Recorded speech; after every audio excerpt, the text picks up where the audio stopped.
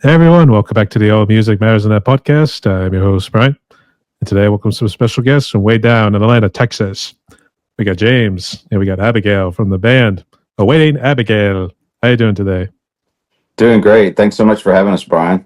Thanks for having us.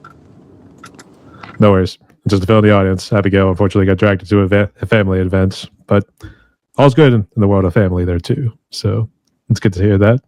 So I guess what y'all been up to recently? I guess you guys had some shows not too long ago.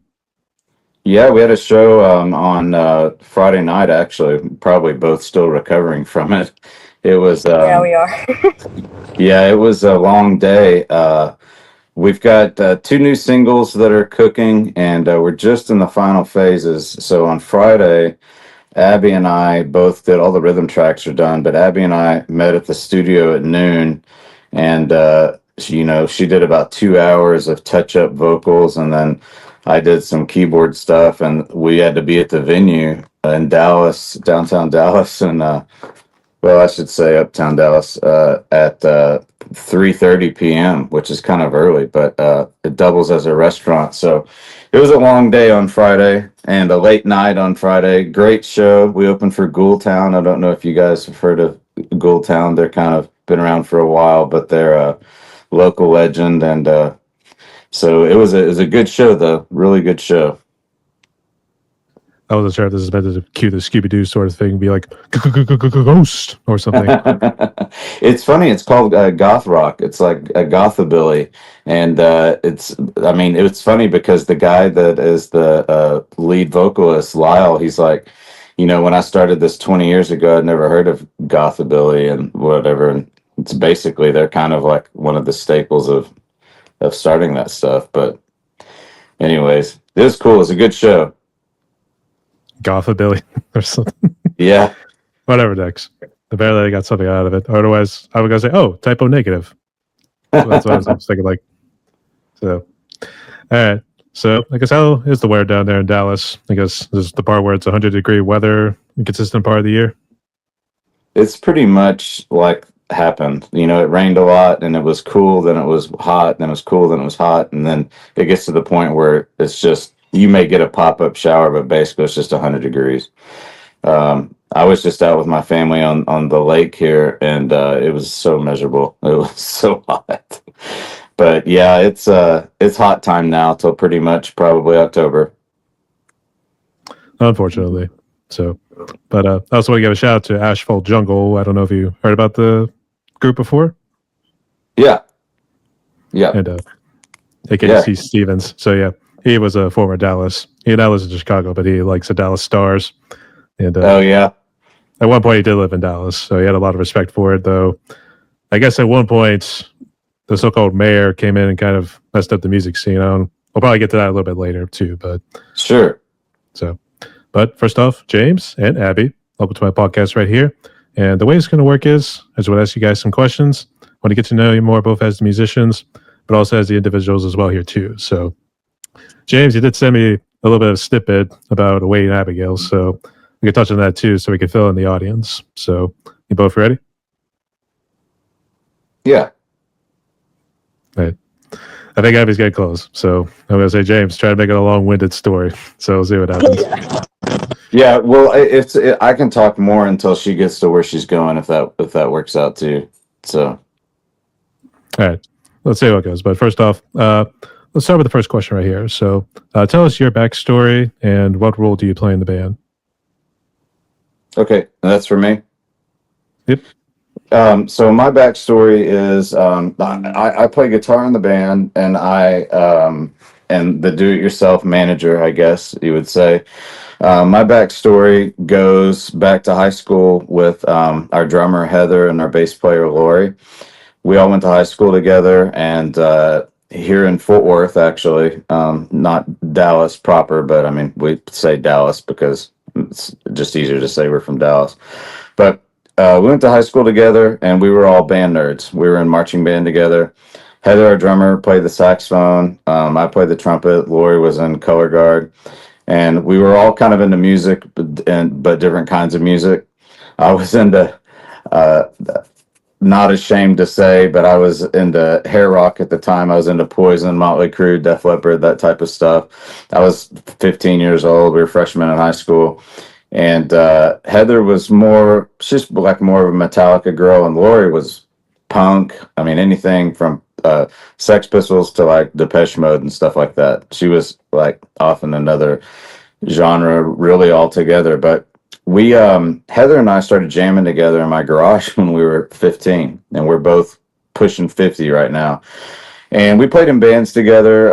Heather and I did, and then Lori also up until about 2000 or so.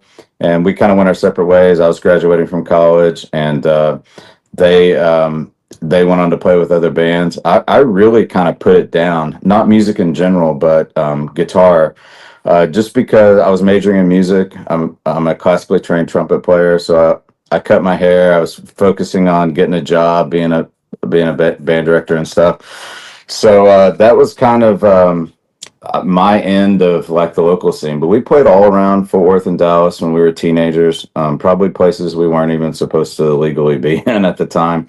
But we were at a time where we were kind of in the wake of Pantera.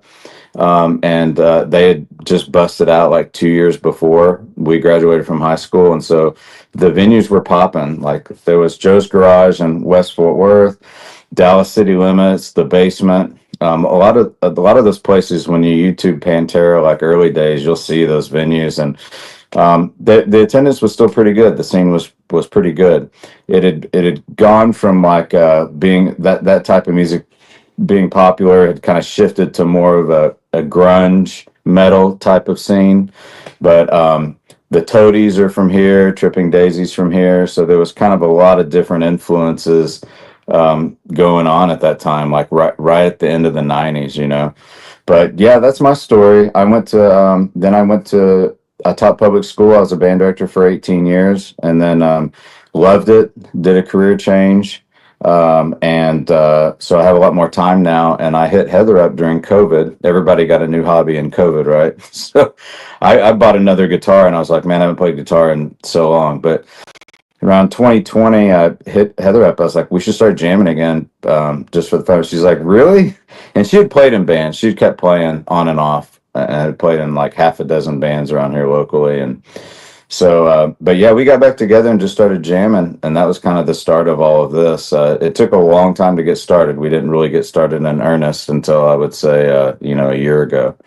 But we were just jamming together. But yeah, guitar and management, I guess, would be my department.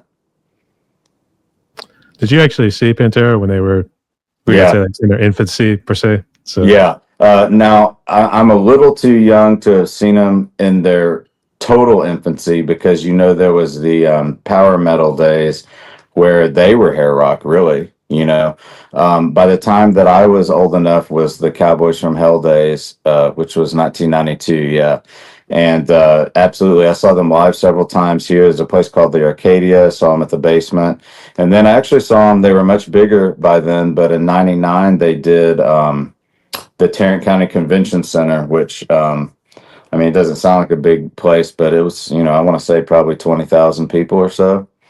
And, they were really busting out. And the Dallas Stars, you mentioned hockey earlier on the pre-show, like the Dallas Stars for the longest time.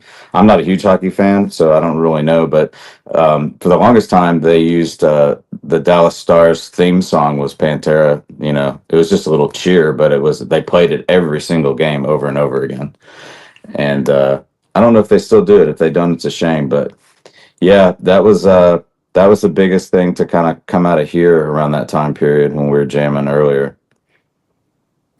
I think that was the Brett Hall days when Dallas Stars had Hall of Famer Brett Hall, and I guess there was a whole controversy during the Stanley Cup. They figured that he probably kicked it into the goal, which would make it illegal, but I think they let it stand on the ice, and I guess that was a game-winning goal. So it's one of those deals, man. Like it's one of those deals. But then I think they invited just a Dimebag and Vinny. And I guess whatever party they were having at there too, someone just took the Stanley Cup and just threw it off the balcony. They got to throw it in the pool, but it docked off the end right there too, so it got damaged. So, Crazy stories. I miss those old boys. May they rest in peace. Absolutely. So, what's it like being a band director? I guess were you teaching like woodwinds, brass instruments, or string instruments? Yeah, I was in we didn't have an orchestra department. We had band and choir, and I did band. And really, it was a very established school district that had a lot of the stuff figured out. And so basically, usually on a staff, you would have two band directors, a head and assistant. And they tried to make one of the directors a brass specialist and one of them a woodwind specialist. That way, all the instruments were covered because we were teaching beginners. On all of those instruments. So it was fun, man. I really enjoyed starting people, and like they'd be all excited about getting their instrument and playing for the first time, and just kind of, I mean, you would have thought we were curing cancer. The amount of detail that we put into, like, this is how you open your case, this is how you do, all the way to the literature that we played was pretty high level for middle school. I mean, we're playing high school music in middle school. The high schoolers were playing college music. It's very competitive in Texas. And a lot of that kind of connects with the football and marching band stuff or whatever. But it was really a great experience, and I enjoyed it for the longest time. And I just lucked out with my second career. I've also always been an airplane nerd. And a friend took me up in a small plane about 10 years ago, and I loved it and started flying and been flying ever since. So that's how I kind of got pulled away from the public school type of thing. But I'll tell you, I have a lot more time now and other resources to do band stuff. So it works out nicely to be able to do that, to be able to do the band stuff, you know. Well, I was gonna say, was this the propeller sort of planes, or is it those? I thought it was like newer ones. It was like the ones all on the side, but it was like more of like a little pod shaped sort of airplane. I don't know what kind are they.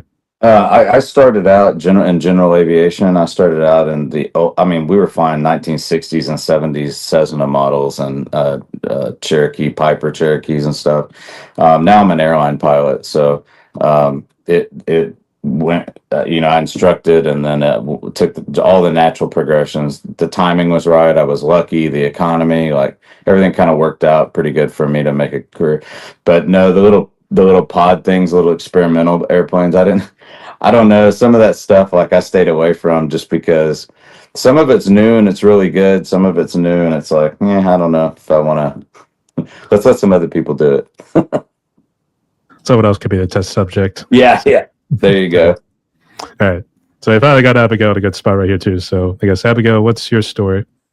When I was 4 years old, I did musical theater, and I started off with Annie, the production of Annie, and I loved it. And at 10 years old, I started with this place called All About Music. It's like a little rock band that you pay to get in to kind of learn cover songs. And after that, I met James through Band Mix, and he wanted me to do like an audition process. We had like 4 different areas to do, 4 different levels. And the first one was to do an audition with the Pretty Reckless. So we did that, and he liked it, and the band liked it. And the next one was to songwrite. So I wrote all 4 songs for the EP, and it was pretty good. They all liked it. I did it within, I would say, about a week per song. And after that, we went to the practice rooms, and I actually got to meet the rest of the band, and that was awesome. They're all super sweet. We all got along really well. And after that, it was the studio. And it just went up from there. We got the Trees performance, and it all went pretty well. Full disclosure, Brian, on the EP. So we had somebody that we thought was going to work out and was going to be our vocalist. And she got into the studio, and great person, but she just was very anxious. And the studio, we were jamming at the time in one of my spare bedrooms, and it's kind of hard to hear like all the intricacies. The studio doesn't lie, right? You get in there and there's no hiding anything, and it was a little bit much for her, so the gig probably wasn't right for her. So what we ended up with was, then recording engineer slash producer guy here in Dallas who's very established and definitely knows what he's doing. He's like, man, this ain't gonna work, and these tracks are really solid. Like, you need to find somebody that can really do it justice. So it sounds like when you hear Abby describe it, that there were all these hurdles to jump through. There kind of was, not because for any other reason, but just that we had gotten that far and we had 4 tracks that were pretty solid and had good riffs and good production. And we're like, man, we got to find the right person for this. And we really wanted a female vocalist. We weren't totally. I mean, we would have taken the right person if it was a male vocalist, but and I saw her ad, and she had a very wide range of influences on it. It's funny, we joke around about it now because we relate it to like online dating or whatever, because you look at all these profiles and you're like, no, no, no, no, no. But she had very wide interest. Yeah, swipe left, swipe right. So I she had Fleetwood Mac on there, but also Evanescence and stuff like that. So I contacted her, and I didn't know, maybe I'd hear from her, maybe I wouldn't. And then also at the time, she's 20 now. She was 19 at the time. I was like, well, what's that going to be like? There's a lot of different versions of 19. You can be 19 and very mature. You can be 19 but she was very responsive, and in fact already like, kind of talking like she was in the band, and like, when are we going to practice and when were we going to whatever. And I was like, hey, I got to check this out. I got to see what this is about. So she did those videos for us of the cover songs, and everybody's like, yeah, she's got chops for sure. And they too were kind of concerned about her age, like, is she going to be flaky? Is she going to, we've all been in bands before, not that we're like pros or anything, but we've been in bands. And, so she came and jammed with us or whatever. And we said, hey, these 4 songs are a blank canvas. You can do anything you want with it. And we had other people too that had done the same thing. And like, they maybe did 1, maybe did 2 songs. And it's kind of like, eh. So that was kind of the ultimate audition, was like, hey, this is kind of how our songwriting process goes. Like, sometimes it's the inverse of that, and it comes from the vocal ideas, and then we build the riffs around that. But a lot of times it's just like, okay, here's a riff. Let's put this together. All right, this is what you have to kind of sing over, or, not that the vocalists don't have input, but it was a perfect little in situ, like, this is how this band works. And man, she knocked it out of the park. So the EP, as you hear it, is her writing to the rhythm tracks, coming and practicing with us one time, and then going into the studio. And she did that in about 2 hours. Took her about half an hour. And we were like, man, we are definitely keeping her. Nice work, Gabby. But just real quick, and outside of the music here too, I guess, what sort of acting were you doing? You say you're doing theater, right? Yes, yeah, I do theater, but right now I'm doing more film stuff. I'm enjoying that more at the moment. But I started out with musical theater. I wasn't sure if it was going to be like your typical Romeo and Juliet, something with Hamlet, or some sort of Shakespearean play. I did have to take Shakespeare classes, but I have never done a Shakespeare show. I don't know if I could do that. Definitely need quite the memory for those ones, so I can understand. So yeah, exactly.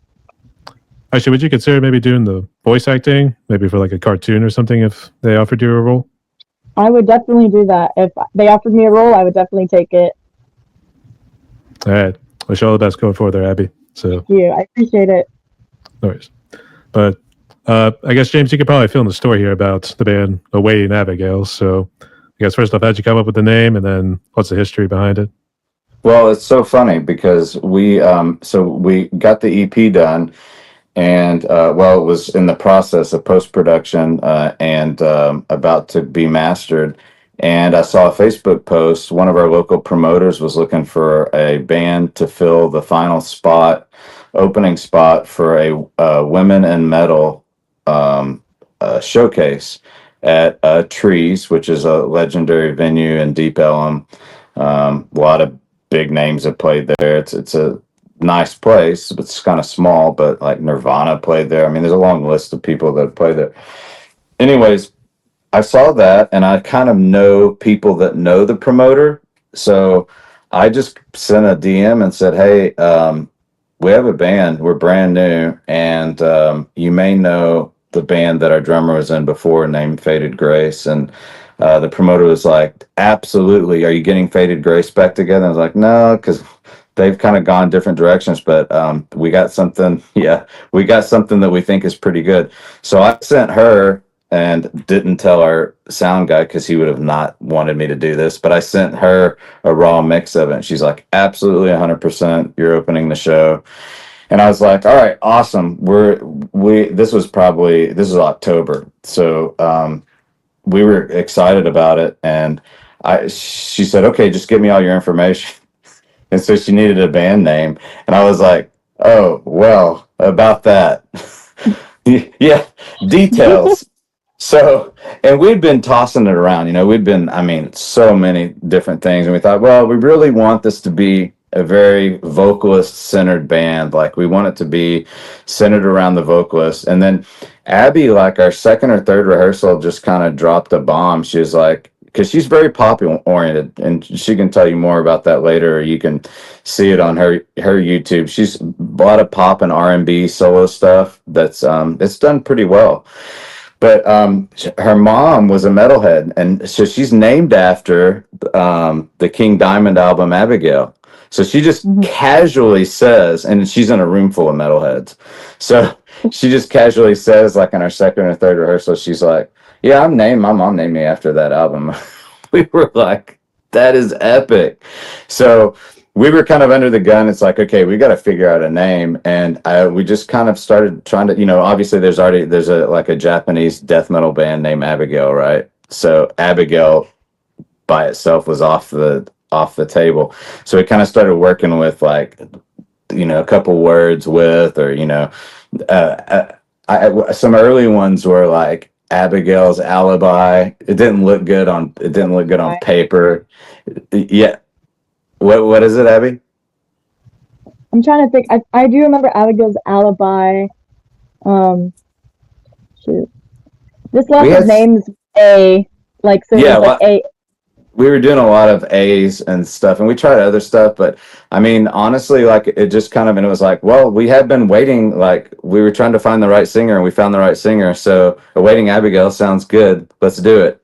So, I mean, and we were like she needed a name within a day or two. So yeah. So it was born out of necessity, although there's actual truth to it. So now we kind of play with that. Like she has a clock, and we have a sample that has a clock ticking and stuff. And like, it's funny because sometimes in interviews people ask if she's always late or something, but it doesn't. She's not. She's on time.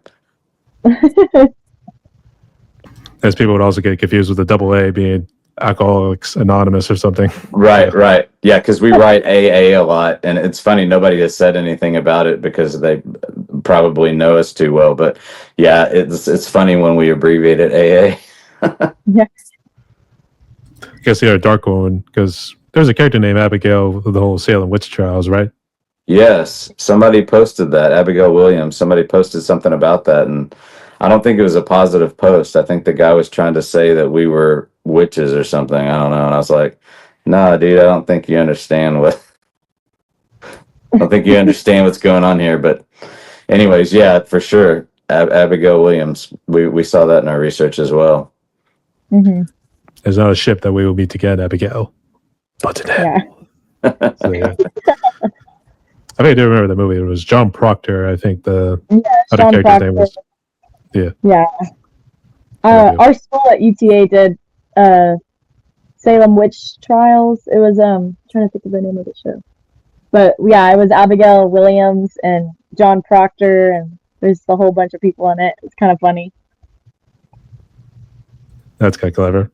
All right. But I guess, what was the history of how Awaiting Abigail officially formed? Was it, James, was it mainly you, and then you, from what I saw in the post that you had sent over to me, it seemed like you found a couple that was also students with you, and then what was the whole motivation behind it, really? Yeah, so it's interesting. The kind of it was basically three different groups of people that the only commonality was me. And I was kind of like a coach, like looking for the right players, right? So Heather and Lori were no-brainers. Like I played with them before and they were down. And so they were no-brainers. And then I thought, man, I really want, what I want to do different this time is, meaning 30 years later, what I want to do this time is I want some synthesized stuff. I want some keyboard. I want some samples. I want some string textures, some different stuff like that with the heavy guitars. And so I just so happened, I told you that when I got into general aviation, flying small airplanes and stuff, one of the guys that I flew with quite often, he was already a private pilot, was Mike, our other guitar player. And he's a huge Kiss fan. He was always talking about music and always talking about, well, when I first met him, I did not make the connection that he was Corey's dad. I met him at a flying club and he was like, I'm Mike Tolfa. And I was like, Tolfa, that's a pretty unique name. I'm like, you don't have a daughter named Corey, do you? He was like, yeah, I do. And he was like, you're Mr. Smith. So like, yeah, it was crazy aha moment. And at the time, we weren't talking about band at all. We were talking about airplanes, you know. So, but Mike was always the kind of guy, he's down for whatever. I remember him sending me pictures of him playing for work. He's in IT and they had some crazy party at work or whatever. And they put together like a staff band or something. And he was playing guitar and he was singing. So I always had that in the back of my head, you know, and he was always down for anything. Hey, you want to go fly today? We'll go fly out to go get $100 hamburgers, what they call it. You fly to, you know, somewhere and go to a restaurant and then fly back. Anything that I've come, you know, either one of us would come up with, we had become friends and we would just kind of do it. So I knew whenever, and I knew he'd play guitar. I knew he was way into music because he was always making music reference. Judas Priest, Kiss, way into all of that stuff. Knows so much about that era of music and music history. So it was kind of a no-brainer. I was like, man, he'll definitely say yes. And then I thought, Corey knows enough. I mean, she was one of my students when I was teaching public school. She's in her 30s now, but she was in probably like, I was a fifth-year teacher, maybe 25 or 26 when I was teaching her, and she was a percussionist. And the percussionists don't, you know, they sign up for drums, air quote, and they think they're going to be playing drums, right? But really, they're playing a lot of keyboard, a lot of marimba, xylophone, and timpani and everything. Got to learn how to read treble clef, bass clef. So I was like, man, if she just doesn't remember, if she only remembers the basics of what she learned when she was in school, she will absolutely plug right into this thing. So I view Mike and Corey as just my plug and plays. Like I knew, like if I wanted a second guitar, Mike would totally be down for it and would be way into it, very dedicated and work hard. And Corey is exactly the same way. And she had a good background in music. So I knew that she would be able to, you know, I mean, I remember yelling at her as a seventh grader. She's back there on the vibes playing a part or whatever. And we have contests coming up. And I'm like, what are you doing?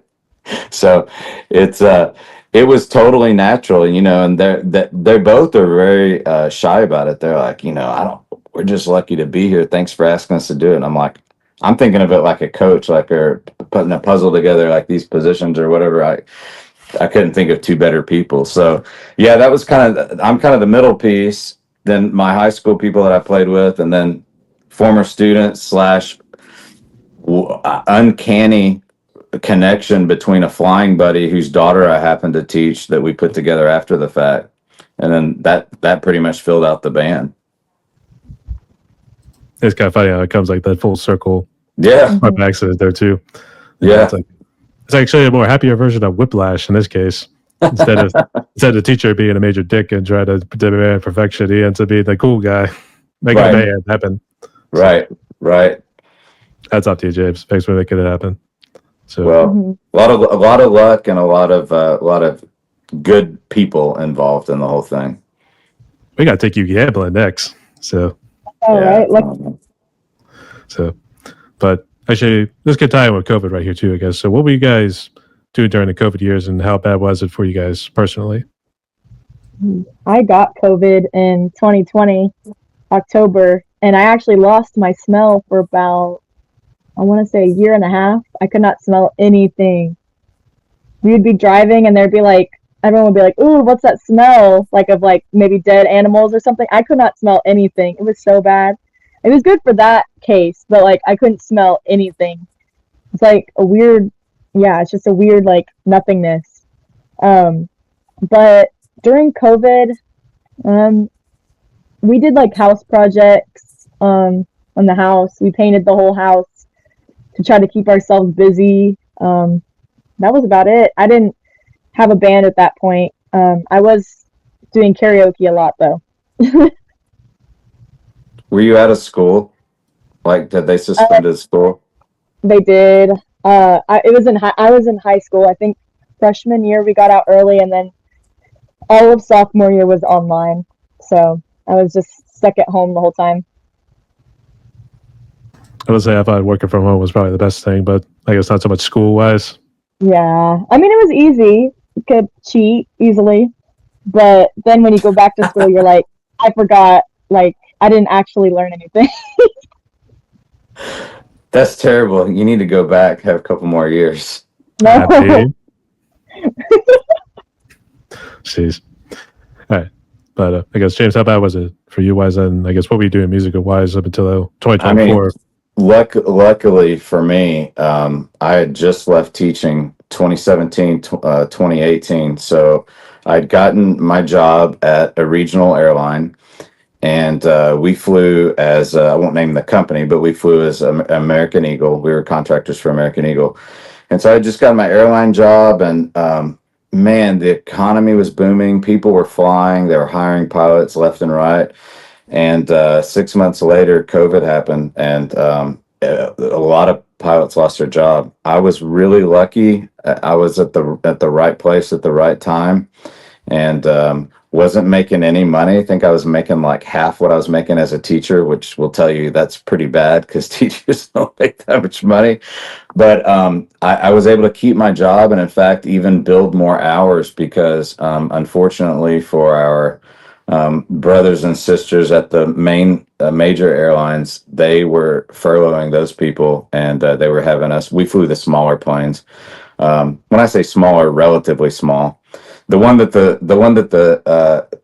had the accident in Toronto, that's the size airplane that I flew, is a 76 person jet. But so we actually got more hours and more experience during COVID than the other people. But um, that was when I had a lot of time. Once I wasn't a teacher anymore, I found myself with a lot more headspace. Like I wasn't coming home thinking about how I was going to help little Johnny or Susie be able to play the solo for the contest, or pick what music we were going to play, or email parents. Because I mean, we had great band parents. I mean, they were great, but even in the best possible situation, being a teacher, a band director, or a choir director, or a coach, or whatever, you're using so much headspace outside of the job trying to make your team better, or your what can I do, then budget, emails, even if they're not negative emails. Little Johnny broke his trumpet, like what, there's no. And it's funny because when I got to the airlines, they're like, you're just a number here,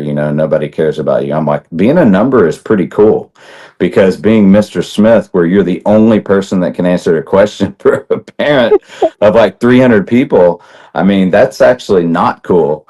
But yeah, it worked out for me job wise, and like I said, I found myself with so much time. Like, because when I walked away from the job, I walk away from the job. Like I'm off. I'm off. I'm not thinking about it. I'm not doing any answering emails or doing anything. So I went to Guitar Center and was playing guitars or whatever. Then started listening to music, because I almost completely quit listening to music while I was teaching. And this sounds crazy, but after a whole day of teaching beginners and seventh graders and eighth graders, and then sometimes helping out with the high school, I just didn't want to hear sound when I got in the car. So I'd listen to talk radio, I'd listen to sports, I'd listen to politics, local news, anything, or I'd just drive in silence. So I started listening to music more, and went right back to where I left off, like literally in the late 90s, listening to like Alice in Chains and stuff like that. And I was like, man, I just want to I want to play again. And that's when I started, communicating with Heather and Lori, and it was a lot of like, hey, we should do this. And then we don't text each other for like 6 months. But yeah, there was during COVID was when I wrote those 4 songs and another 6, in fact, that are just sitting on an iPad. I had a little drum app and everything, and wrote those songs. Never dreamed they would be being played on the radio and internet stations and stuff like that. It's crazy. But COVID was. I did get sick. I had a couple family members get sick, so it was actually kind of scary because I got sick pretty early, and it wasn't really bad, but it was a scary time. And I have 2 kids, and like they're asking me like, "What's going on?" And I'm like, what happened when you were a kid, Dad? I'm like, it was like Stranger Things. We rode around on our bicycles and went to each other's houses, and like nothing like this happened. Like literally, I can't tell you none of the stuff that's going on in the world right now. I can't relate to. Luckily, neither one of my kids had a graduation that was a drive-by, one of those drive-by graduations or anything. The years just kind of worked out where none of that happened. But yeah, it was an interesting time, but it got me back into rock and roll. Mm-hmm. Actually, the way you said drive-by, it was almost like in Vegas where you just pull up to the drive-through, then you get we call the drive-through priest in this case, that just do the wedding like right there on the spot. Be like, here's your graduation diploma. Have a good day. So. Yeah, it was sad. It was sad that those kids that missed out on that, But I mean, there's worse things that could happen, I suppose. I saw videos where they do robots with like FaceTime, and they would just be like, it'd be like a screen with their face getting the diploma. And I was like, that is insane. I felt so bad for those people. Yeah. Yeah. I guess, Abby, was your family okay? Just wanted to see if we should. Yes. My mom got COVID too, and my grandparents, because we live in the same neighborhood, but we were all okay. It was just the loss of smell was the only. And I guess energy too, like after you get it, you're really, really, really low on energy. And I was like 17, 18, like 16 or 17 at the time. And I'm like, I should not be out of energy right now.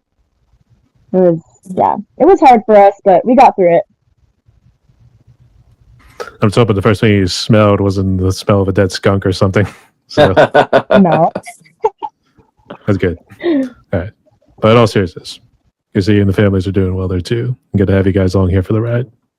So earlier I had mentioned about Dallas, and mainly Asphalt Jungle used to live in Dallas. When I had brought this question up, he had told me how the previous mayor, unfortunately, didn't do a good job, or at least wanted to turn the music district, which I guess made up of like 3 roads, which were like all separate broadways, like what you would see in Nashville, for instance. Unfortunately, tried to turn it into an art district, which backfired magnificently. So how's the music scene been in the Dallas-Fort Worth area, though post-COVID? It was rough, and it's still recovering, I would say, because a lot of places did close down. And not just in Dallas, but in Fort Worth and what we call the mid-cities area, in between Dallas and Fort Worth. And it was the mayor, but not just the mayor. There were it doesn't take much. These businesses are teetering on the razor thin margins on being able to make money, pay musicians, and the expense of alcohol and all that stuff. So there were quite a few venues that went away that haven't come back yet or are trying to come back.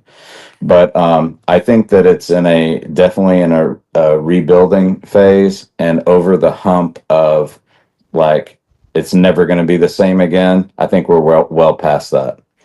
But Deep Ellum is what you're talking about. And it's now, in fact, we played this year at the Deep Ellum Arts Festival, and it was kind of a weather out situation, but the arts and music exist in total harmony there now, and in fact complement each other very well. Yeah.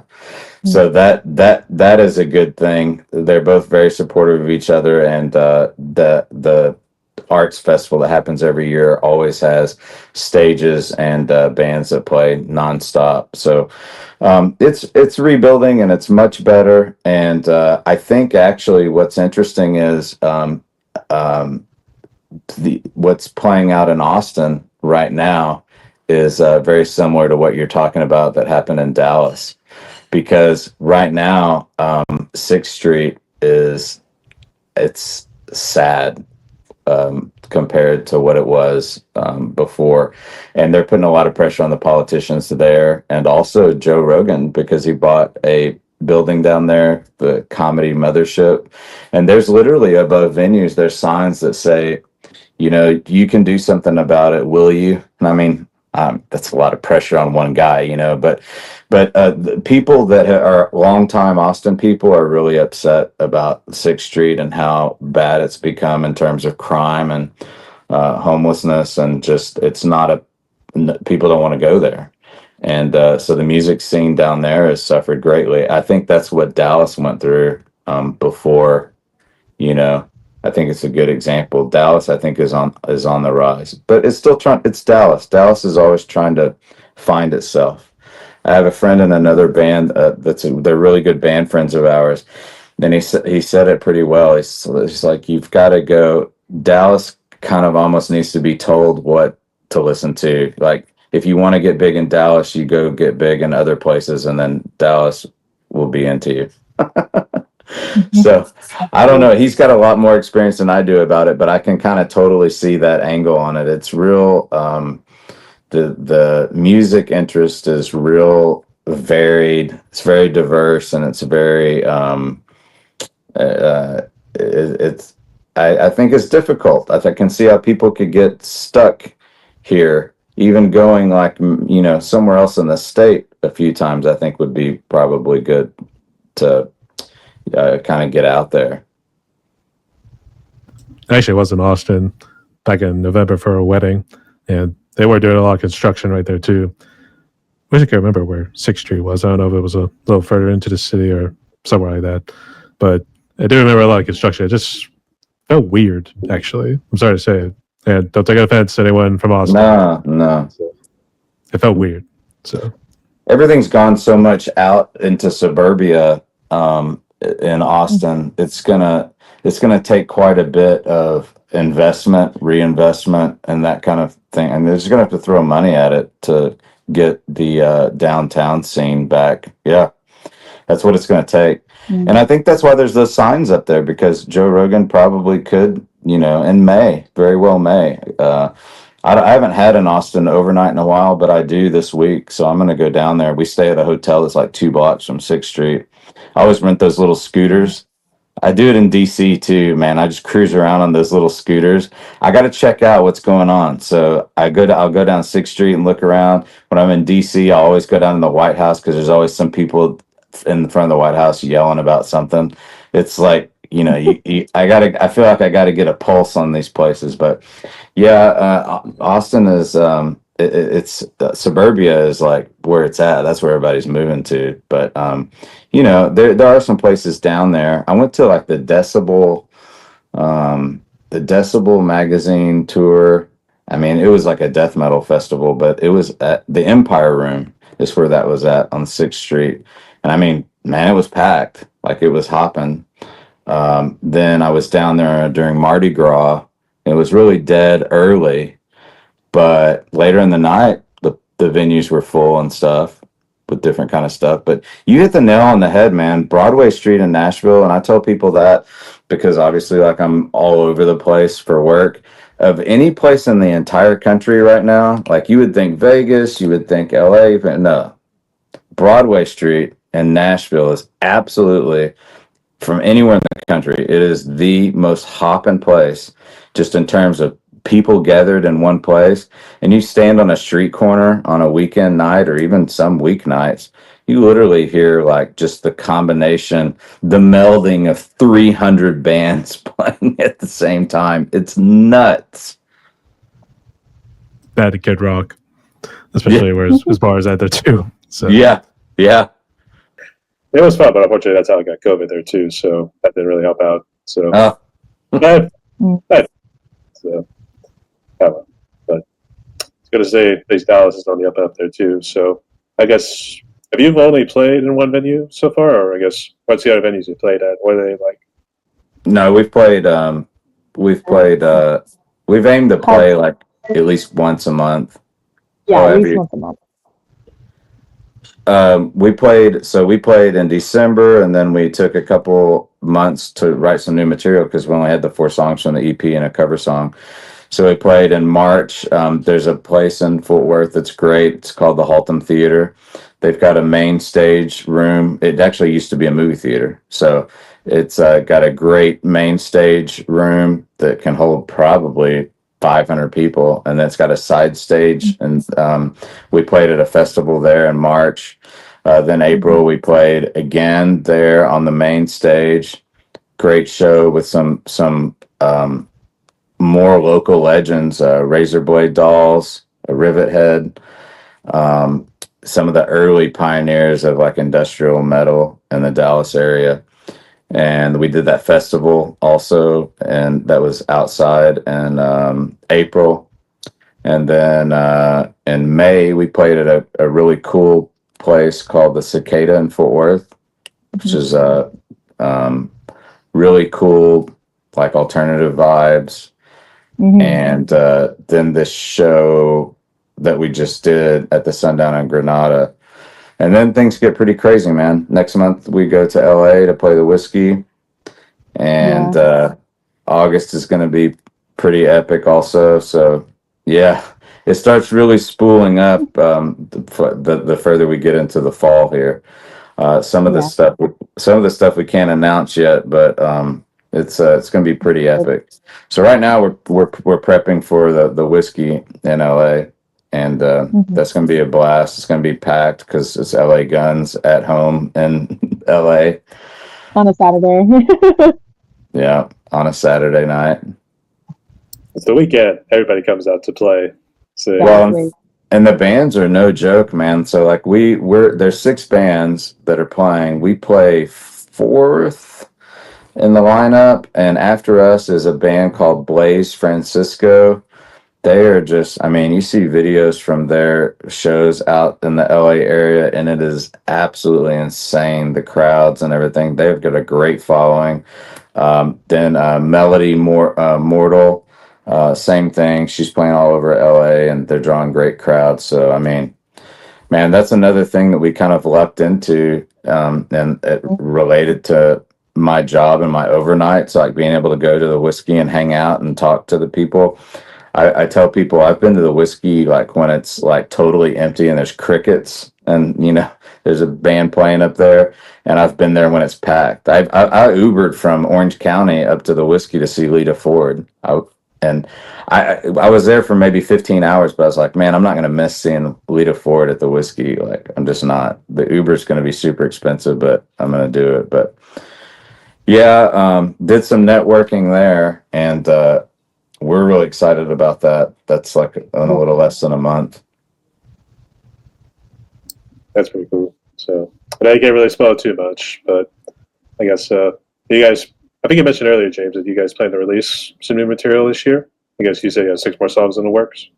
Yeah, we definitely have some more music. We've got 2 that are ready, just about ready to be mixed, that we've done in the past few weeks. And those will, so now we're kind of in this interesting area where it's like, okay, we're independent and do our own thing, but like, do we do the formula release type thing? Because when we released our EP, we didn't know how it would go. And we had the show, our very first show coming up that, as far as we knew, could be our first show and our last show. We didn't know. I mean, we knew each other in our groups, but really as the 6 people, like, we didn't really know each other. We knew we got along, we knew we had a vibe, and we knew that like the music jammed or whatever. But so we released those songs, like, I started on December 1st and released one every week leading up to that show, because we were trying to literally in the neighborhood here build up that show and have a good turnout at that show. But now, we work with a couple of promotion people, and like, there's a whole formula for how you release it to be, this is going to get you the most whatever, but you got to build some suspense. You've got to, so part of me is like, no, man, just do what you want. Like, this is what y'all been doing since day one. Then the other part is like, I don't know, maybe we should follow the advice of people that know what they're talking about. You know, I don't know. We're just having fun, but I want to have fun right, I guess. But But is it the right way to have it? So yeah, within legal bounds, we should say within legal bounds. correct. Yeah. But, So, but but you'll definitely hear more music from us this year. These two, and then we'll get in again before the end of the year to do at least another two, maybe ideally four. I would like to, at the end of the, you set a goal and maybe you reach it, maybe you don't, but I would like to be able to have 10 to 12 songs, including the ones we've already released. I would love to press a vinyl of the all the stuff we'd done, have enough material between the EP and the stuff that we do this year to basically on our 1 year anniversary be able to press a vinyl. Yeah. I don't know why I want to do that. I just do. this whole thing, like, I think people want to go back to the vinyl and CDs, go back to what we were doing in the 90s, or even before that too, because I know the CDs used to have the little booklets that give you all the lyrics and everything and the little art as well. So exactly. But I guess, Abigail, have you written all the lyrics for all these songs, including the 4 for the EP? Yes, yeah, I did.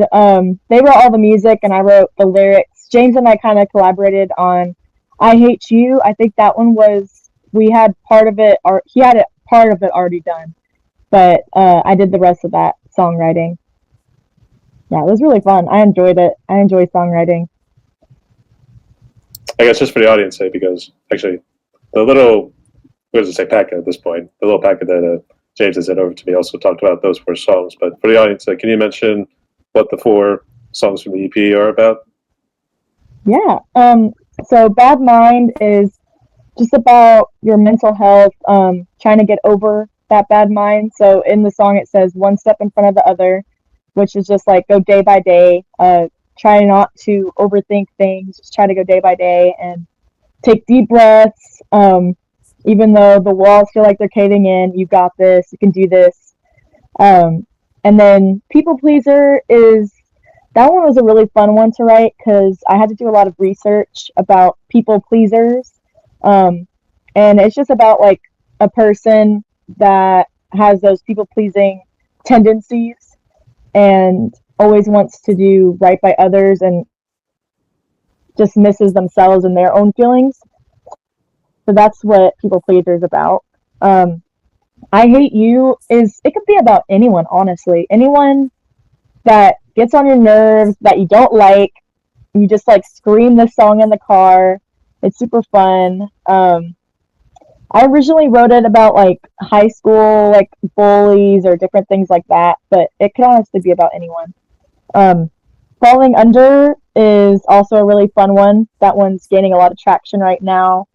It's about like a manipulative relationship, them always controlling you, like telling you exactly what to do, not letting you have your own thoughts and what you want to do, as well as it could also be about like family members that try to control you, or even like bosses. Like if you're angry about that, it's like you're trying to fall under them, or it feels like you're falling under someone's spell because you have to.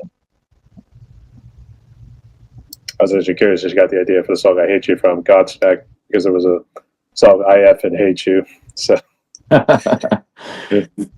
I thought that's where she got the idea, but okay.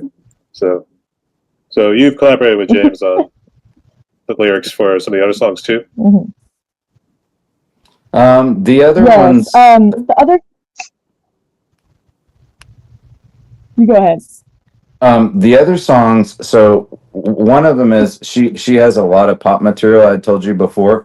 So one of them, the new songs, Anxiety, is an adaptation, like it's a like metalized or rockified version of her tune that she already had. So she wrote all of that. We just rearranged it basically for that, and then the other song, so that's one of the two that'll be released, is called Anxiety. The other one is called Left Out, and it's really cool because what I do is when I write lyrics, I don't really like necessarily have a melody in mind. I Hate You, for me, we collaborated on that. For me, that one, I was like really visualizing the Mean Girls, like just catty girl. You know, I was a teacher, so I saw it a lot and all that stuff. But like she said, really, it's about anything because those people are there at work. Those people, there's always somebody that sucks the air out of the room, right? And like, you don't want to tell them to their face, but you hate them like everybody hates them. Yeah. So, but a lot of times, what I'll do is I'll have a bunch of stories that are just like things that I write down, and I'll share them with Abby. And if she uses it, she uses it. If she doesn't, I don't care at all because that's not really my it's not really my thing, you know. But so a lot of it is a lot of the lyrics and melody basically are her, and we're all totally fine with that. There are a lot of songwriters in the band, and the other guitar player writes songs, riffs mainly, and he I kind of translate some of the vocabulary, like, okay, this is that definitely sounds like a verse, that sounds like a chorus.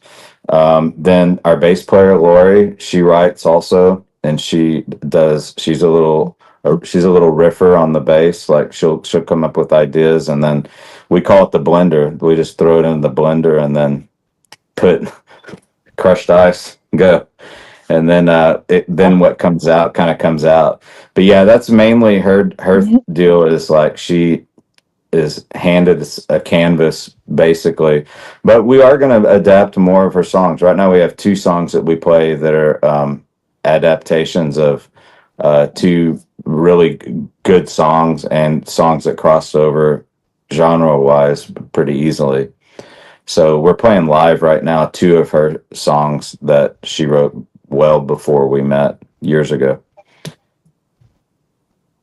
That's good to hear. So good luck with the new material this year. And have you guys done it yourselves in your own studio, or have you kind of turned to other people to help you out with the sound, with the mixing and mastering?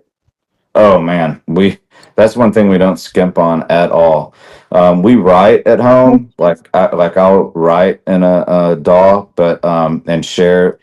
Like when we have new songs now, just because of the way the first EP went, we were able to go into the studio, and you can check it out if you want. He's got pretty good pictures of the studio in there. It's Empire Sound in Dallas.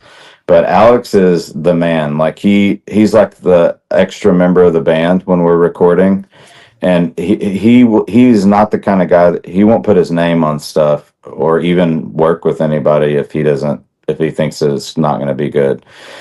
And he'll give you if you let him, he'll give you the full honest truth about everything. And it can be brutal. It can be like, that's stupid.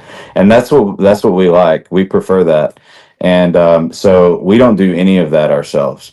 We songwrite, and I just start on a click track, and I'll send everybody the click track. It's funny because our drummer Heather, she the drum machine stuff, and it's not even a drum machine, it's an app like on my phone or whatever. But the EP had drums to it, and I just put like 4/4 here, halftime feel here, and it's just a couple hokey fills every once in a while.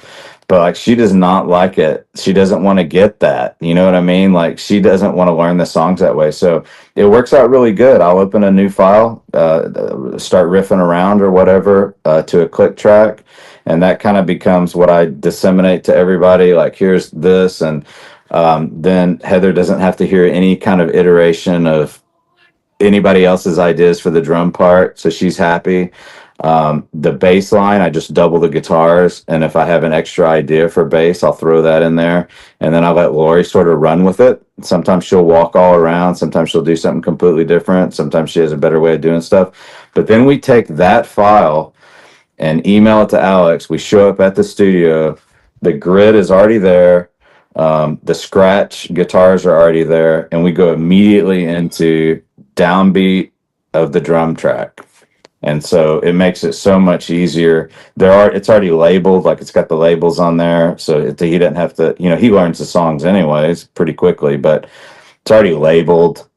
All the sections of the song are labeled, and we go right into drum tracking. So we do very little we know enough to be dangerous with technology. We don't know enough to make anything quality. So there's zero home studio that you're hearing.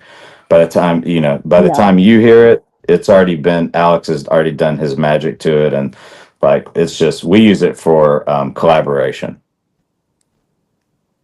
Which I do the magic touch. Apparently Alex does. So there you go. Yeah. So, thank you, Alex. We shop local. We want to say that. Yeah. So, all right. But I guess, what do you guys use to make the magic happen? What do you ever just like try to put the rough draft together, if we want to call it that? So what do you got there, James? For at home for the collaboration stuff. Yeah. I use Pro Tools only because I learned a lot about it in our first session with Alex when we were recording that EP, and I'm very clumsy in it, very clumsy. But I know enough to be able to put together, scratch tracks for Abby to be able to write lyrics to, and for Heather to be able to figure out what we're doing time wise. And of course, since we do have a musical background, I'm able to I actually write, like, I don't write note for note, but I can write out, 8 bars of this rhythm or whatever, and like a straight time here. And if I want a certain kind of fill, like maybe I can sketch out a bass drum pattern or something like that. And she can read it well enough, even though she hasn't done any of it since high school. She can read rhythms well enough. But yeah, technology wise, I just find a guitar plug-in that sounds decent. Kind of interesting. When I got back into this, I was like, I got my guitar and I'm like, man, I'm going to really do this right this time. Now I have more resources financially to do this right. So I'm going to go get the biggest, baddest, fire breathing amp I can get and whatever. So I bought an EVH stealth head, 100-watt tube head, and a half stack and whatever. And then I go to Alex's and he's got this whole room full of amp heads. And he said, you know what? He said, you don't need to bring any of that. He said, but you know what? This whole room is worthless. And he showed me the Quad Cortex. He said, I had somebody come in with a Quad Cortex, and he said, literally, I've been anti-profilers my whole life, and whatever. He was like, I can get any sound that I want out of that. So we immediately went to that, and it's nice because when we play shows, and the people that I know, like the national acts, the smaller national acts, or I guess not as popular mainstream right now, so you can actually talk to them and visit with them. They're all using like Kempers or Quad Cortex or some type of profiler, and they have like fake amps on the stage and stuff. But there are people that like to be pushing air on the stage and need that. And I mean, ideally, I would like that, but it's too much, man. Like, it's too much. We're able to get on and off of a stage so fast. We have so much control over our actual sound and our tone and our levels and everything. So myself and the other guitar player both have Cortex profilers, and it's XLR out right from our box to the deal, and get our level set in the monitors, and we're good to go. But yeah, at home I just plug that into Pro Tools or use some crunchy guitar plug-in and start riffing around, and that's all I got, man. I don't really have anything other than Pro Tools and a couple plugins. Nothing that I would like let out in public. I mean, and then I got a keyboard, and I'm not really a keyboard player, but I know a lot about music theory, only because I went to college and had to do it. So I know a lot about theory. So the keyboard stuff, like the beginning of Falling Under, was like literally like me plunking around the keyboard. I'm like, I want an eerie, kind of arpeggiated thing that sets up a vocal deal, and so I do a lot of experimentation with the keyboard. We have a Roland Juno DS, but yeah, there's not, I mean, we're not really doing anything fancy per se. I guess what brand are your guitars right there on the wall? Yeah, do you use all those? These are like, so these are all kind of junk guitars. Not really. I mean, some of them are good, but like these are all like just like VIP things that I did. So over here, we've got um, Obituary signed that and Sepultura. That's all signed. The one next to it, Venom and Exodus and Possessed. Of course, it's not all original members, but then the third one, man, is my favorite. It's the Death to All, which is a tribute to Chuck and the all the Death albums from the later years, really. But I mean, just legends on that. That's signed, and that's actually clear coated. I got that clear coated by a shop in Vegas, and man, it is nice. I don't ever play it, but it's just like baseline Jackson, and then got Nita Strauss signature on there, and then Testament, whatever. Then my purple BC Rich's hair metal. I got Warrant on there, and got a Warlock. Those are just kind of guitars I don't play, but being a fanboy, I'm a huge fanboy of those groups and those people. And I like when I meet them. Like when I meet them, I want to ask them questions about like their background and stuff like that. I'm not like I think they actually enjoy talking to me because I'm asking them questions that are like legitimate. Like Gene Hoglan, for example, I was like, dude, did you play in drumline? Because you play the hi-hat constantly with your left hand. Like you play it like it's quads or quints. He's like, no, man, I just did it because it's closer. I was like, because he doesn't cross over. He plays like that. He plays exactly like a quad player would. But Steve DiGiorgio, Sadist, Death, all those bands, Testament now. He was sitting right next to him at the meet and greet, and he's like, "No, but I was in band. And I played the baritone." And then my the orchestra director came over and said, "Hey, I need somebody to play cello." He's like, "Well, I don't know what the cello is, but I'll play it." So I don't know. I like asking those people like interesting questions because it's always like that. Everybody has a story, you know. It's never just like, yeah, play bass and I learned how to play bass and I play bass. There's always some story to it, at least on that level, if they've had that level of achievement, you know. Yeah, it's funny about Gene. Actually, I've been kind of messing around with Dark Angel because I'm a drummer these days. Yeah. So I've done a couple of Dark Angels, and trust me, I think I'm just gonna do the one album, and I'm done after that because Gene's just too much to handle. So, dude, it is so, and it's brilliant. His playing is just so brilliant. So you asked about seeing people live. So in 1993, Joe's Garage. I mean, Joe's Garage was the place. It basically launched Pantera, but Death came through on a tour, and that lineup was Chuck, Steve, Gene on drums, and Rick Santora Sortella or whatever. He's deceased, unfortunately, now too. But man, Gene was on. Gene, I was blown away. I mean, the Individual Thought Patterns had just came out, and I was like, "This is crazy." I mean, Sean Reinert's crazy too, right? Like that whole. And there's those videos of him just jamming, like an obvious jazz background because he's playing all like, and he's goofing around and Morris Sound. He's playing just, and you hear him playing some swing stuff and fusion. It's just amazing what those guys were doing, you know. And to do it without a basic rudimental training to me blows my mind. And I hear people talk about it, and they're like, "Yeah, it's all those. What did people call them? Ghost notes or whatever." No, he's playing rudiments, and those are flams, and like it's crazy what he's doing without ever being told to do it. You know. I guess so. So, Abby, what sort of microphone do you use, or do you play any other instruments with the group? Not with the group, but for my originals, I play piano. I don't know the name brand, but I play like a big piano, and I have kind of an at-home studio, but I'm very basic, like platform. I use GarageBand, so it's very basic. I just kind of play around with it. But other than that, no.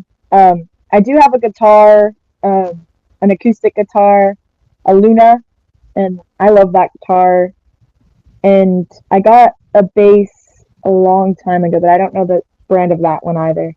But I'm very, very, very beginner for like guitar, piano, or not piano, but guitar and bass. I'm very, very beginner for sure.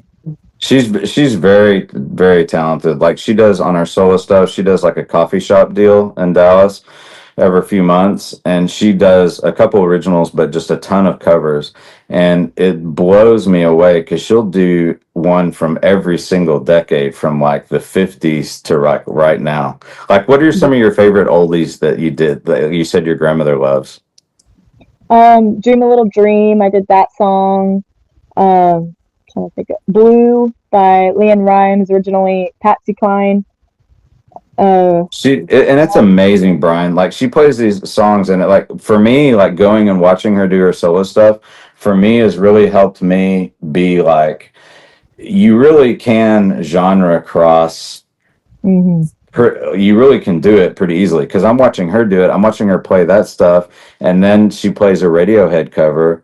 She's Yeah, playing John Lennon, and it's all like moving. Like you're listening to it, and you're like, man, that is freaking, that's musical. And hmm she's just doing it on acoustic guitar, her and acoustic guitar. It's pretty yeah, spectacular.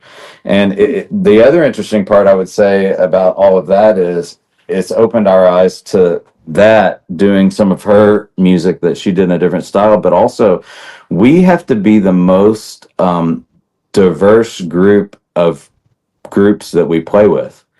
Like we fit on bills with people that you'd be like, man, that should be a night of all industrial metal, or that should be a night of all hair rock, or that should be a night of whatever. We fit into so many different bills and have taken advantage of that because people don't really know what to call us. I yeah. mean, do you know what to call us? Rock and roll? I mean, I would have probably said alternative because of the way. I don't know if you had your guitar down tuned or something like that here too, but I would have said alternative music maybe. Yeah.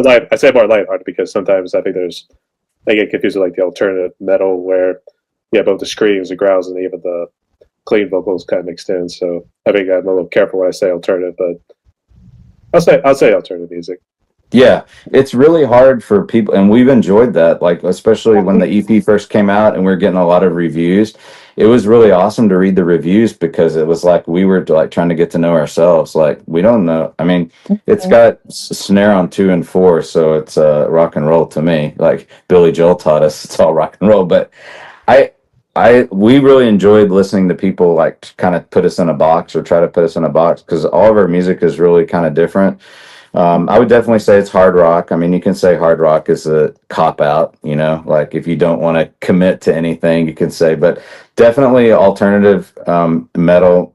And one magazine, which magazine was it? It was perfect. I actually haven't bought They said bubblegum rock. bubblegum bubblegum metal. Bubblegum metal, which I love because I mean it's heavy, crunchy backgrounds, but she's bubblegum. Yeah, And like, and she can scream, but we don't really let her because we don't want to ruin her, you know. yeah. So, but that's been really fun trying to, but it's opened a lot of doors for us in terms of who we can play with. I mean, like we can play with LA Guns. We can also play with these industrial metal bands locally. We can play with, yeah, Which is like Eastern rock. yeah. It was It's fun. Yeah. It's very yeah, got the Ghoultown got the rockabilly. It's like heavy metal country. It's like Johnny Cash with distorted guitars. So I mean it's enabled us to be able to play in a lot of different situations that we're definitely not shoehorned into like one mix, but we have a lot of influences of Tool and Alice in Chains and stuff like that, and the guitars. And you mentioned the tuning. What's funny is one of the new songs is tuned down, and we will play with several different tunings, just to be diverse. But because I don't like it when you go to a concert and a band's stuck in like C or D or lower, and they're just stuck there. I like to hear different tonalities, other than just one basement type key. But we had to tune. My idea for our EP was we tuned to E standard just to be different, because that's how it is these days. E standard is so different. Everybody's down tuning these days for heavy stuff. So we kind of did E just to be different in that way. And you listen to Bad Mind, you listen to that opening riff. A lot of people, when they first heard that, they're like, "What are you tuned to?" Because it's like a heavy riff. I'm like, the riff is just heavy. It's E. It's all Standard E. E? Yeah, Okay, yeah. so We haven't done any drop stuff yet, but I'm sure that we will at some point. that people are going to think you start going to the deathcore or whatever other genres go when they start getting that low and they start doing breakdowns and that sort of stuff. Have to break Yeah. the neck and that sort of stuff. Well, we do have a pretty heavy breakdown in one of our songs that's coming out. It's very heavy, a lot of double bass, and it's tuned to D standard, and it's cool. I mean, people have really loved that. They're like, "When is that coming out? When is that coming out?" So that will be coming out very soon. Yeah, it's got a good breakdown to it. But yeah, there's just so many influences, like I really am a death metal guy, but I'm also like I like jazz, I like big band, I like trumpet playing. Our drummer, she's played in all kinds of bands. Right now she loves like Madonna and Lady Gaga. But we played in death metal bands when we were kids, and we played at Hair Rock when we were kids. Lori's a punk chick. She likes dance music. She likes, then Mike's buried in Kiss. I mean, he's so obsessed with Kiss and all the classic rock stuff. And then you got Abby, who's a popster, Mhm. So, I mean, yeah. So there's a lot of influences swirling around in there. It was just like that and that and that. As that comes together to make Waiting Abigail. Yeah. It does. You think it would be like like one of those, what do they call those drinks when you put a little bit of, you just go from what they call the suicide, right? Big Red, Coke, Dr. Pepper, whatever, and then it just ends up being this disgusting drink, but the teenagers would love it. I don't know. It's like a Long Island iced tea, actually. Yeah, but it works. At least I guess it works. I don't know. People seem to dig it. I guess. So, just real quick, what do you guys make of AI and social media these days? I don't know if you guys use AI in any of your music, but what do you guys make of it? Think it's a double-edged sword? I just saw like AI videos today on Instagram, and I was like, it was insane how real it looks. It's honestly like scary. But we don't use any AI for our stuff. It's all just the band, just humans doing, all the instruments and stuff. Even the music videos, it's not AI. We have a person for that. But yeah, it's scary, honestly, seeing all the AI. Yeah, what do you think about it, James? I think it's cool to use as just another, for social media, maybe like as another avenue, but I don't think that it's like when it's used in humor. I'll send you a thing, Brian. Speaking of Alex, our sound guy, he did a hilarious thing. He showed it to us in the studio the other day. You will laugh so hard because he's basically, I won't run it for you, but he says, people ask me how I get such clean mixes. And dude, you would swear that he is actually hosing all his equipment with water and soap. I mean, it's AI and it's like, It's so real. it is so real, and it's like a combination of him and AI.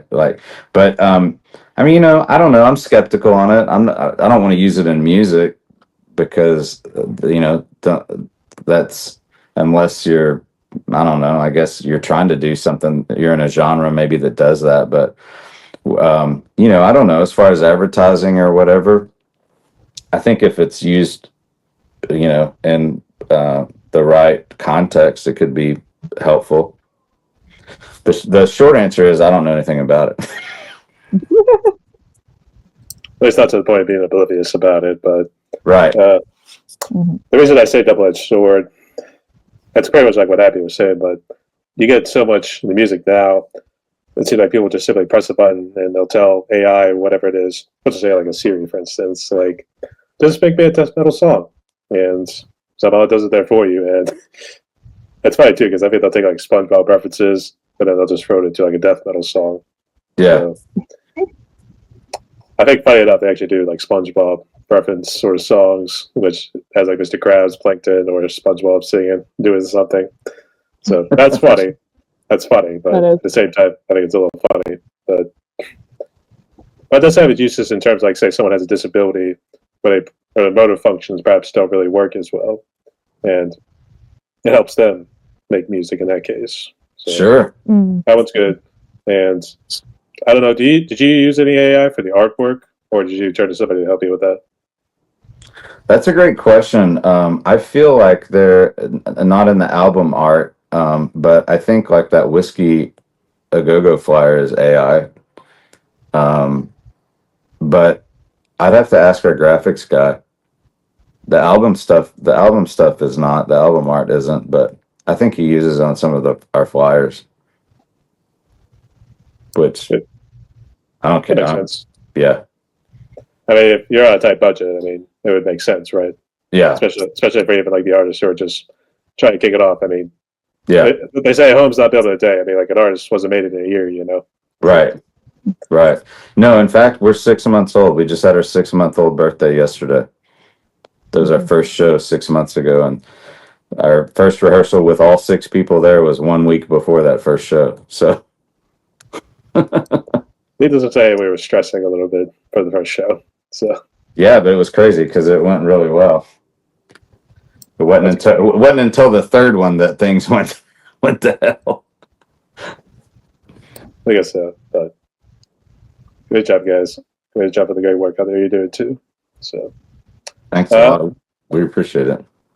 I guess just real quick before we jump into some of the extra fun questions, I guess outside of music, I think James and Abby, I think it kind of told me what you guys do in terms of main jobs, but I guess what else do you do outside of music? Like hobbies or anything? Abby? Outside of music.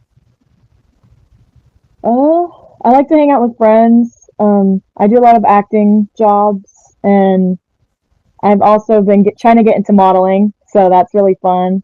Trying to think. Yeah, there's Six Flags right near my apartment. Six Flags in Dallas, so I go there a lot. That's a hobby that I do.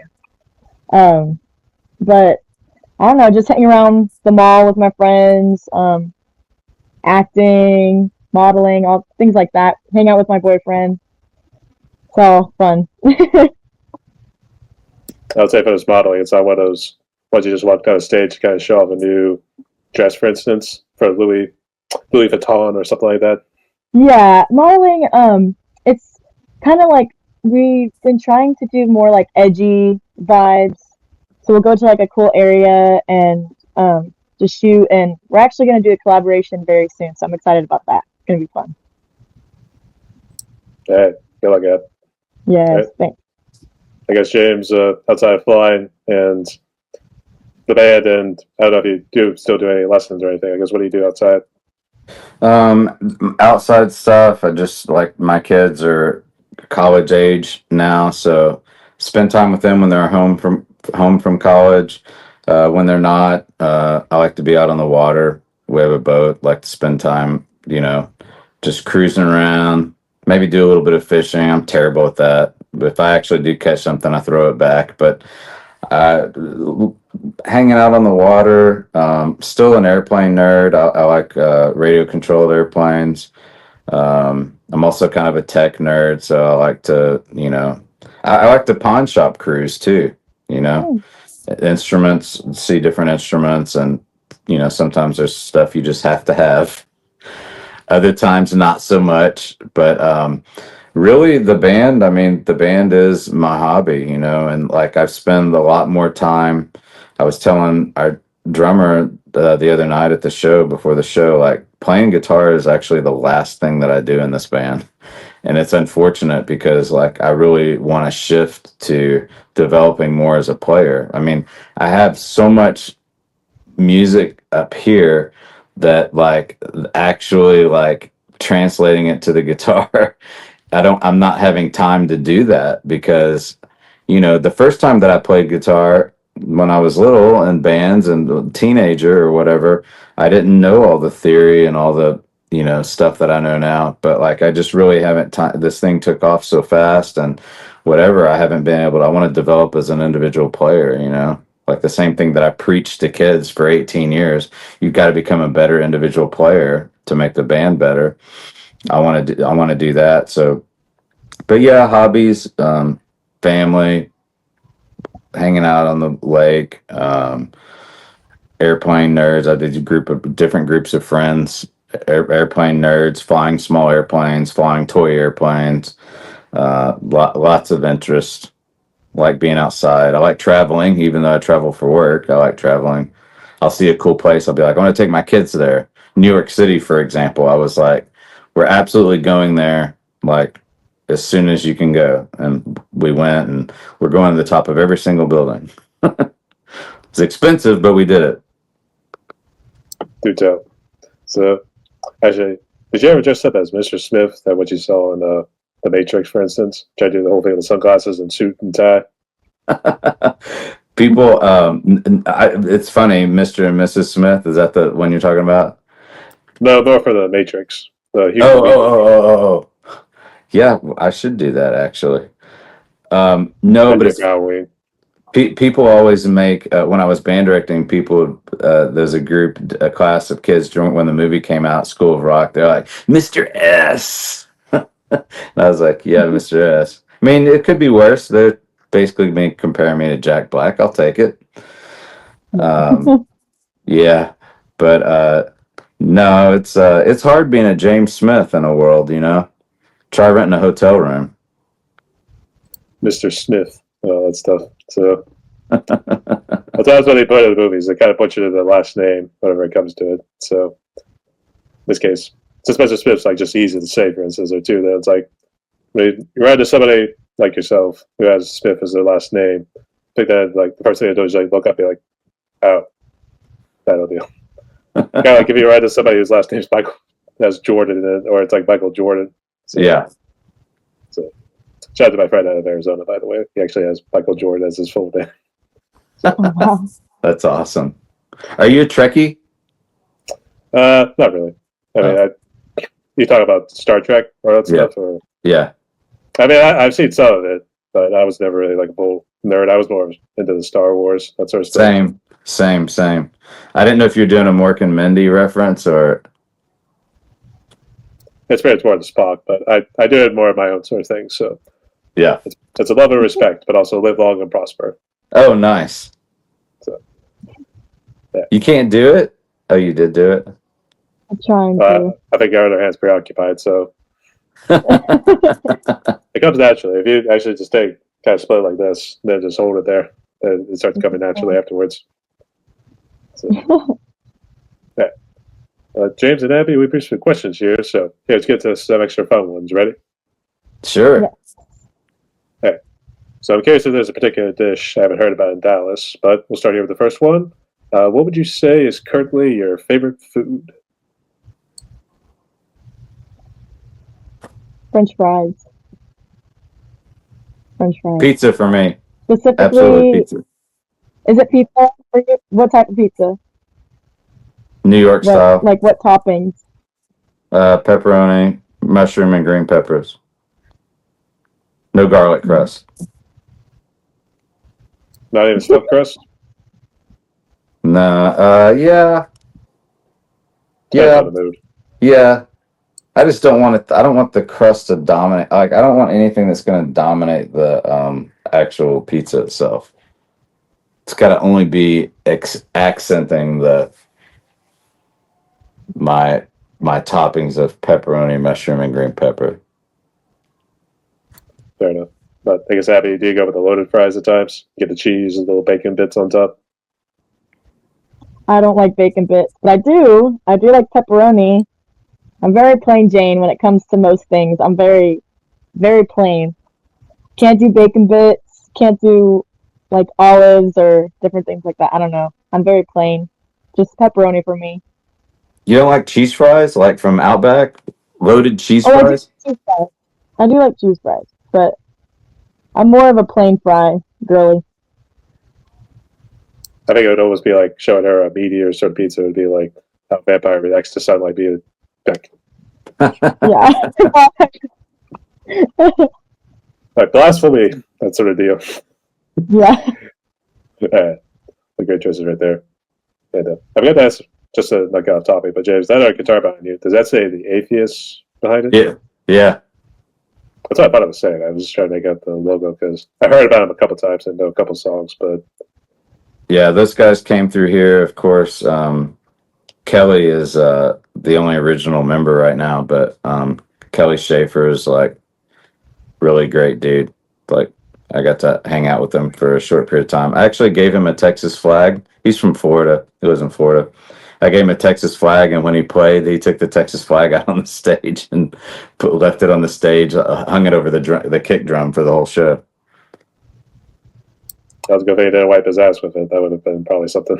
Well, he probably did after he left, but I mean, he is a Floridian, but he probably he likes Jägermeister, and I was going to get him a bottle of Jaeger, but I couldn't because it was on a Sunday whenever they played, and he was like, he made the comment that you could buy a gun, but you can't get Jägermeister on a Sunday in Texas. I was like,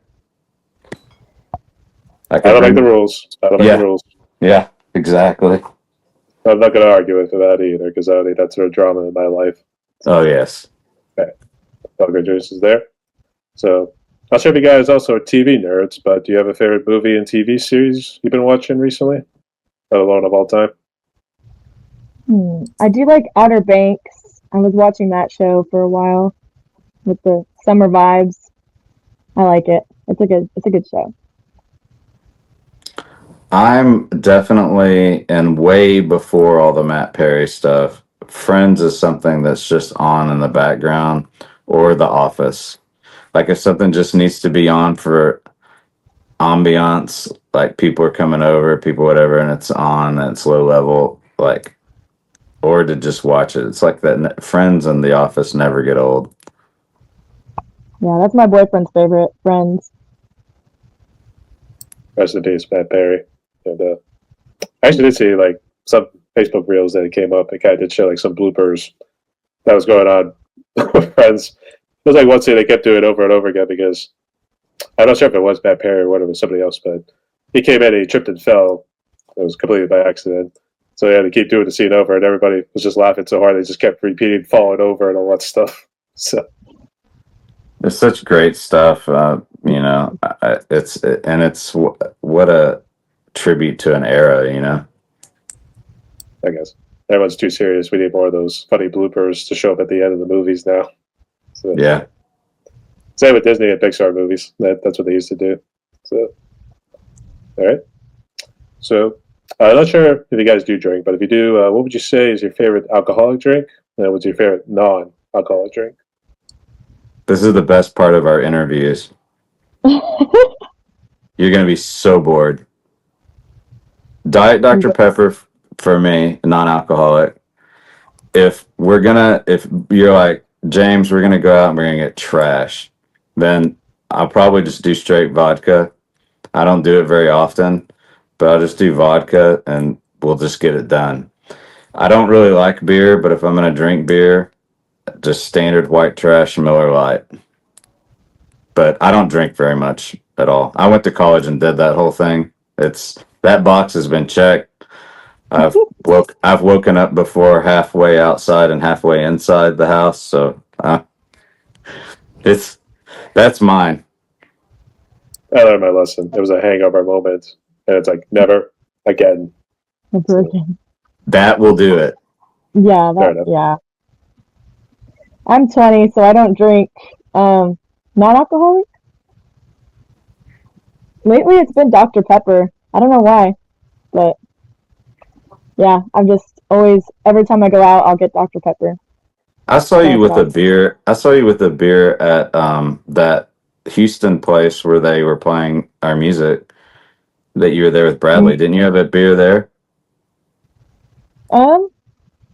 No, I don't drink beer. If I was gonna drink something, it would probably be like Twisted or something. I don't like. No. He's not there yet. So I might have been holding his beer. That might have. Oh, yeah, there's because he does drink beer. By the way. Yeah. Yeah, he does. So, He's 22, so he's of age. That's okay. The cops aren't here. Even at our concert last night, they gave me free drink passes, and I just gave it to my boyfriend. I was like, I can't. I didn't want to mess up my voice or do anything because I never drink really ever. Very rare occurrence. If I do it, it has to be like with family or like someone I trust. You know, it's very, very rare. that's a good thinking, Abby. So, Yeah. all right, great choices. All right. That's why I was going to probably put you in a spot. I know people have always struggled with this last question here, but here's how it goes. So, if you do have a favorite song of all time, you can feel free to share. Otherwise, if that's too much, you just list your top 3 bands you consider your favorites of all time. Top 3 bands. Or a favorite song of all time? Song. Do you want to go first, Abby? I'm trying to think of my favorite song. Favorite song. Could I say an album? Sure. Favorite album? Okay. Since I'm more of a pop girl, I like Melody Martinez's K through 12 album. I love that album. It's amazing. Super fun. It's super theatrical, so I like it. I was going to say it wasn't going to be one of those Taylor Swift moments, was it? Not Taylor Swift. I do like her old stuff, though. I do like her old stuff. Fair enough. I guess so. James, how about you just want to list the albums too, or No, man, I could go. I'll go for an all-time favorite song, and I it's funny because it's not overly complicated, but I think it, and it's not necessarily the lyrics or whatever, but just every single part of the song, I think, kills it. And the end, for me, I just can't listen to it enough. It would be Wood by Alice in Chains. Mm. I mean, Lane Staley, jeez. Now, don't get me wrong, I love all the technical stuff. Master of Puppets, brilliant. Love every second of it. And love the Slayer, love most of the Metallica stuff. But man, I don't know, Alice in Chains and Lane Staley, golly, what a loss to the musical world. All of those front people are gone. SDP, Nirvana, all those front people, they didn't make it. Chris Cornell, some of them longer than others, but yeah, Lane Staley is. We had a singer that was kind of that style whenever I got out of the scene, and I don't know, that music video I think is killer for Wood, and it's not really anything special. It's like basically them just performing, and I guess there's a girl friend in the background or something. What about you? I What tend to about get you? more in the middle in terms of a favorite song or Yeah, albums. So, yeah, either, both. I've always, at least my go-tos whenever it comes to like long rides, whether plane or by car, I've always gone to some.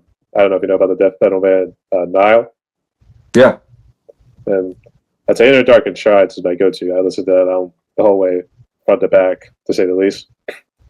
And it's also the same with Between the Buried and Me's Colors. So those ones. And For a Dying Fetus, and Misery Index I listen to a good bit. So I'm more of a metalhead at heart. So I really kind of moved away from like the rock ever since I started figuring out alternative metal back in my middle school days. And I kind of moved into my deathcore phase on my own in high school.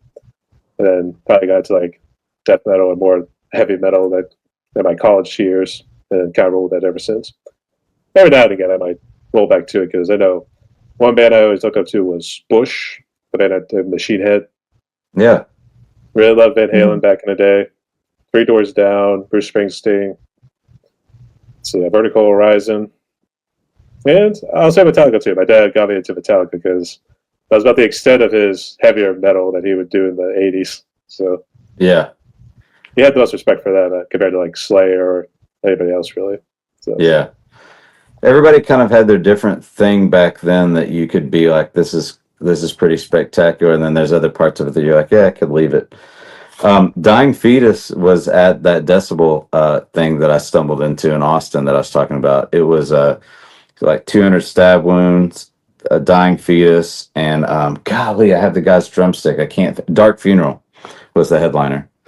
I was just there on an overnight, man, and I saw that. I went to bands in town. And I was like, holy shit! I should go 2 blocks to this. I've got to go, even if I only go for a little while. And yeah, man, that drummer for Dark Funeral. What's his name? Do you remember? I thought it was like Annihilator or something, or I got one of his drumsticks, dude. And then I subsequently went to his YouTube, and he does a lot of like, he just can play fast. I mean, freakishly, unhumanly fast. But sort of a job requirement for black metal. yeah, yeah. I mean, I got credit that too. So it was almost like at that night, James was baptized in the unholy waters of Dark Funeral. So, all good choices.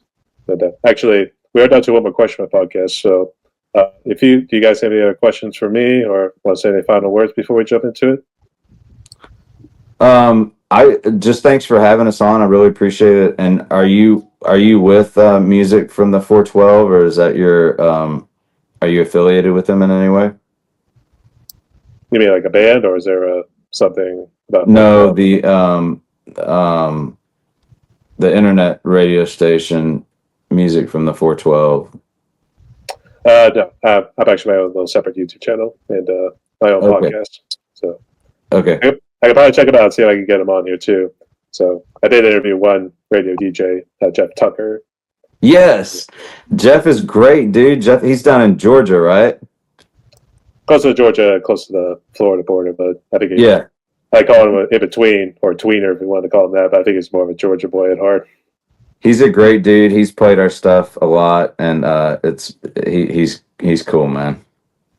Actually, that's why I emailed you guys. He actually gave me a list of, I told him 5 bands at the time, because obviously he knows a lot since he's a radio DJ. So yeah, thank you, Jeff. Yeah, thanks, Jeff. Appreciate it, brother. He also gave a nice shout out, though I think it was like just doing either photos or videos for the other band, Cut Through Kings, based out of Florida. So nice. Thank you, Jeff. So, yeah, man. Okay. Anything else, or is it okay we jump into the last question? I'm good. I'm good too. All right. Here's how the last question goes. So, back when I was doing a whole lot of interviews, I've always based this last question in and around COVID here too. But these days, you're seeing a whole lot of the negativity. I don't know how much you guys watch the news, that sort of stuff. But you obviously see a lot of negativity, this and that, whatever it might be, especially recently. But these days, people need some sort of hope. So what would be your message of hope for musicians and people out there so they can move forward with their lives? Abby, you want to go first? Yeah, I would say just keep going. Don't give up. It's going to be hard at first because none of us know what we're doing when we're starting this out. None of us know. We kind of just figure it out as we go, and it might take a lot of time. It might not, but just try to keep going. Try to keep a positive outlook. Always enjoy your craft, and just try to network as much as possible. Go to different events or different performances and meet up with people. And yeah, you got this. I would say we try to model locally and nationally through interviews and the DJs that we interact with. I always say that Awaiting Abigail makes for strange bedfellows because locally there are people that hate each other that like us. And we are extremely nice people to everyone, and we're very humble. Like we don't we're just happy people like our stuff, and we're just happy to be like even talked about or listened to. We support other bands. We'll put other bands before ours. We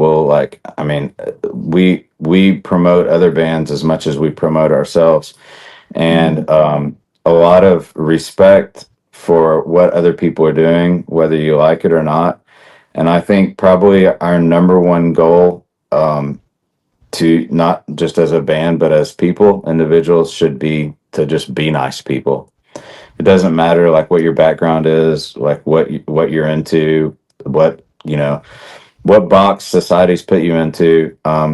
Be nice to people, and also I think that enthusiasm and attitude like that is contagious. So the more that you can model that, and the more that you can communicate that, and show other people, hey, it's okay to promote another band. It's okay to like the Stephen Covey taught us that the pie is infinite, right? Like there's enough for everybody. Like so I think that it's just be kind to each other. We're all human beings on this marble spinning around in this deal. Like we're not here for very long. So why do we want to burn life points on arguing about stuff? You know? So that's kind of that's my message, and that's kind of our band's message. Like we really try to get along with everybody, and we don't really engage in Drama or any anything. yeah.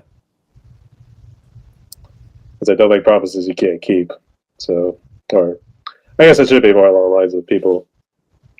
We want to say politicians in that case, or want to start drama when there's really no need to start drama or that sort of stuff. So Yeah. I can see why. And spoke like a bunch of true prodigies. So, yeah. So James and Abby, we've reached the end of our podcast right here. We talked a little under 2 hours, but before we close out, would you guys like to give any shouts to anybody or say any other final words? Go for it, Abby. Definitely go check out our merch. Got my hat a couple of days ago. Go check out our merch on it's awaitingabigailband.com, I believe. And check out our music on Spotify. We've got some YouTube videos out. Definitely go check those out. We're also on America's Next Top Hitmaker, and every single day we need any help. Doing free votes is free, totally free, and you just vote, and it helps us out, get us to the next level. So hopefully we can finish off and win. And we appreciate every single person listening to our music. Yeah, thank you so much to every single person listening to our music. Follow us on our socials. Everybody's so nice and kind, and like it's amazing dealing with so many people behind keyboards or whatever that could be mean that haven't. Like we don't like. I know we will at some point get hate, but like people have been so nice to us, and the support that we've gotten from different DJs, different networks, venues, other bands helping us. Want to give a shout out to, for sure, Lou Morris of Coilback and Lovesick Drug here locally. They've like helped us out so much, like as a new band, and coming at it as a 49-year-old, when the last thing I was doing when I was 20 was putting flyers on people's under their windshield wipers. Like those guys have helped us out a ton. Thank you to everybody that follows us on YouTube and is watching the videos, joining our fan list, and the fans that come out and see us, because it's hard these days. It's hard to get people to get off their couch, myself included. I mean, the couch, that thing will get away if you don't hold it down. Shout out to Alex, our sound engineer. He's killer. You're gonna absolutely hear more of his talent whenever our new stuff comes out. And then last but definitely not least, you, Brian, and all the Bryans that are out there for talking to us. Yeah. It's really awesome. You actually did have a bunch of interviews you guys did. Was that all with Awaiting Abigail, or was that interviews overall that you've done throughout your... No, those are all Awaiting Abigail. Okay. I wanted to make sure that too, but it's like you guys came prepared, so they were ready for this. So, all right. And just real quick, James, can you just mention to the audience what social media and streaming platforms you guys are on, so I can check you out and show some support? Yeah, for sure. The Facebook, of course, Instagram. We have an X. We're not real active on X. It's not because we're against it or pro it, whatever, but we're on YouTube, and our music's on Spotify, Apple, really every major platform. We're distributed through DistroKid, so like the Tidal and Deezer, even all of those. So really, I actually did this the other day. If you Google "Awaiting Abigail," you're gonna find your platform on there, and also on our website, it's got all the connections to it. But yeah, we're very easy to find, and we love to interact with our fans. We DM with them all the time, and it's really cool. Like some have been really excited. They're like, bands don't really talk, like whatever, and I'm like, we'll do it as long as we can. I mean, I love it. I love the interaction with fans. But yeah, for sure, the big ones were all there, and probably some small ones that we don't even know about. I guess that's good to interact with the fans there too. So good work to James. Yeah. And to close out like this, everyone, my guest today was James and Abigail from the lovely state of Texas, Dallas-Fort Worth area. But they're part of the band Awaiting Abigail. Once again, big shout out to Jeff Tucker for mentioning you guys, and that's how I was able to reach out and get in touch with James here. So thank you again, Jeff. And we should go hit these guys up, all socials, all stream platforms, everything here too. Let's go, my brothers and sisters out there, so they can keep making some killer music. And I think James will probably make some announcements here soon, but he did mention about the Whiskey Go Go and some other venues out there in California. So you guys can check them out right out there too. So check out the shows. These people will not disappoint. So James and Abigail, thank you again so much again for coming on here. So y'all stay safe, because it is one pretty messed up world out there. Rock on. And last thing, I need a quick pose. Stay tuned, y'all.